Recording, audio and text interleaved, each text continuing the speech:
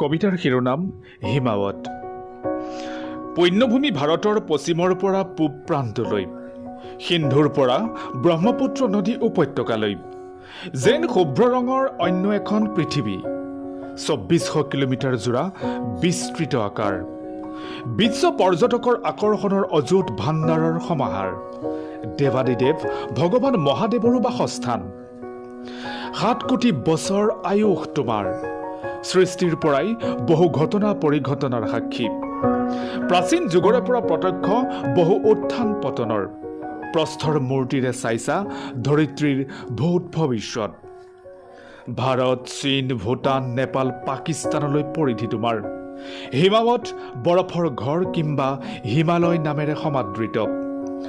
তোমাৰ বক্ষতে সৃষ্টি পৃথিৱীৰ সৰ্বোচ্চ শুভ্ৰ মাউণ্ট এভাৰেষ্ট, পৃথিৱীৰ দ্বিতীয় বৃহত্তম চিয়াচেন হিমবাহ। বিশাল জলৰাশিৰে ভৰা মহাবাহু তোমাতেই উৎপত্তি। পাহাৰ ভৈয়াম একাকাৰ কৰি চিৰ প্ৰবাহমান পবিত্ৰ গংগা, সিন্ধু, যমুনা, মেকং আদি নৈ।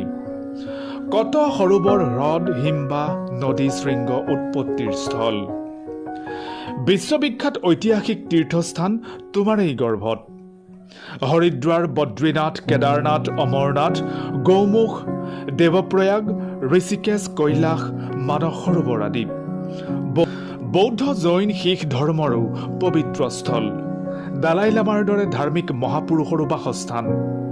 বিভিন্ন প্ৰজাতিৰ জীৱ, গছলতা, তৰু তৃণৰে ভৰা, বাসস্থান কোটি কোটি লোকৰ।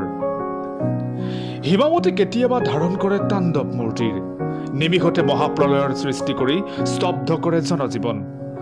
পুনৰ ক্ষান্ত হৈ নীৰৱ নিস্তব্ধ স্থিতিত স্থিতপ্ৰজ্ঞ।